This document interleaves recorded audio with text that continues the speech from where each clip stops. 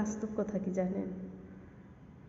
কারো রূপের প্রেমে পড়বেন না, কারো বাহ্যিক রূপের প্রেমে পড়বেন না, এবং তার সেই রূপের দাম দিতে গিয়ে,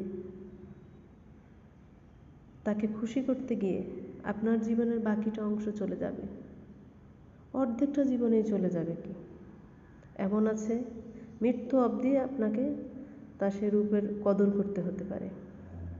তাই বলি কি, রূপের প্রেমে পড়বেন না, পারলে ভিতর থেকে বোঝার চেষ্টা করুন। বাহ্যিক প্রেমে না পড়ে, মোহতে না পড়ে বাস্তবতার সাথে থাকুন। তাহলে আর আপনাকে এটা বয়ে বেড়াতে হবে না, তাকে খুশি রাখতে হবে, তাকে সব সময় ভাবতে হবে সে যেন কি আপনাকে তো মূল্যায়ন করবেই না, এটা ভেবেই শেষ বাকি।